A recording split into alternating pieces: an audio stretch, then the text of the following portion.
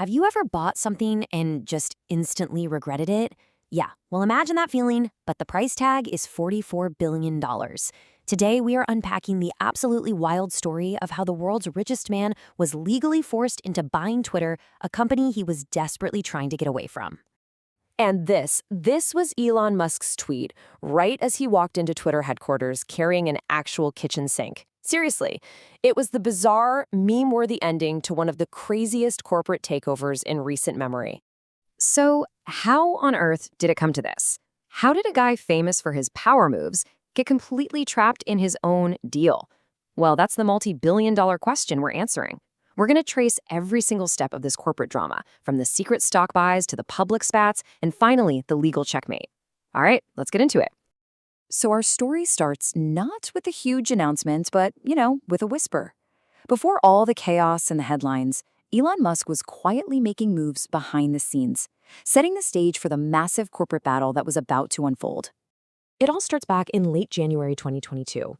Musk begins secretly buying up tons of Twitter stock. By the middle of March, he crosses this really important 5% ownership line. Now, legally, that means he has to tell the public what he's doing within 10 days. But he doesn't. He blows right past that deadline, keeps buying shares quietly until early April when, bam, the world finds out he's suddenly the company's biggest shareholder. So Twitter's board is kind of scrambling, right? They try to control the situation by offering him a seat on the board. But Musk's behavior just gets, weird. He's publicly tweeting things like, "Is Twitter dying?" While at the same time, he's privately telling the CEO, Parag Agrawal, that joining the board is a waste of time. This made it pretty clear this wasn't about teamwork. It was all or nothing. Okay, so with the board seat now off the table, Musk just drops an absolute bombshell. He decides he's going to skip all the small talk and just move to buy the entire company. Outright. $44 billion. He makes what he calls his best and final offer to buy 100% of Twitter for $54.20 a share, and his plan is to take the whole company private. So what does taking a company private even mean? Well, basically, you're yanking it right off the stock market. And for Musk, this was everything. He believed it was the only way he could really turn Twitter into his vision for a free speech platform without having to answer to a board or to public shareholders. This was all about getting total control. But where does $44 billion even come from? I mean, it's not like it's just sitting in one bank account. A deal this big is a really complicated puzzle. You've got a mix of his personal cash, which he got from selling a bunch of Tesla stock. Then you've got massive loans from banks, plus money from other investors, all pieced together to hit that magic number. On April 25th, Twitter's board says yes. But they're no fools. They write some really critical conditions into the deal. First, Musk is legally forbidden from publicly trashing the company. Second, if he tries to walk away, he owes them a cool $1 billion breakup fee. You're going to want to remember those terms, because they become super important later. So the ink on the agreement is barely dry when, just a few weeks later, the whole thing goes sideways. The super enthusiastic buyer suddenly gets a massive case of cold feet and starts desperately looking for the emergency exit on this deal. And the tension just explodes for everyone to see. Twitter's CEO, Parag Agrawal, posts this long, detailed, very professional explanation about how the company fights spam bots. And Elon Musk's public response? A poop emoji.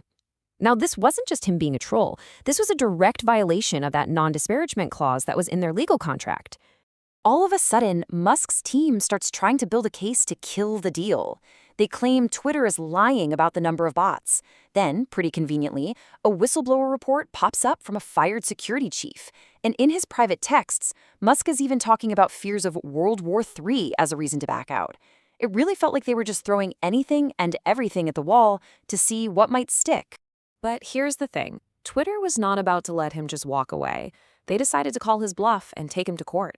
And that's what leads us to the legal climax of this whole crazy story.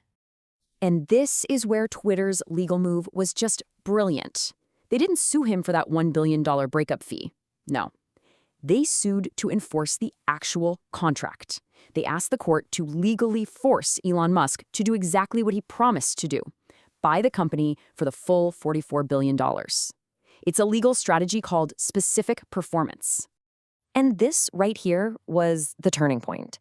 As they got closer to the court date, Musk's own lawyers reportedly gave him the bad news. They told him their arguments about the bots and the whistleblower, they were legally weak. The contract was basically ironclad. They were almost certainly going to lose. He was trapped. So, on October 4th, just days before he was supposed to be questioned under oath by Twitter's very aggressive lawyers, Musk folded. He sent a letter to Twitter, completely surrendered, and agreed to go through with the deal at the original price. The fight was over. He lost.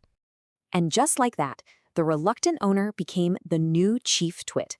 Musk got the keys to the kingdom and immediately kicked off one of the most radical, most chaotic corporate makeovers we have ever seen. I mean, his first moves were just swift and brutal. The CEO and other top executives were fired and were reportedly escorted out of the building. He immediately announced this grand vision to turn Twitter into X, a sort of super app for everything from messaging to payments. He delisted the company from the stock exchange, and of course, he announced that infamous plan to sell blue checkmarks for $8 a month. And his ambition is, well, it's staggering. Just look at this. He plans to take Twitter's revenue from $5 billion to over $26 billion by 2028. That's more than a 5 times increase in just 6 years for a company he didn't even want to own a few months before. Which really leaves us with the ultimate question, right? After being forced to buy this thing, will Elon Musk's high-stakes, chaotic leadership actually revolutionize the platform and build it into his everything app vision? Or will the reluctant owner end up breaking one of the most influential town squares in the entire world? I guess only time will tell.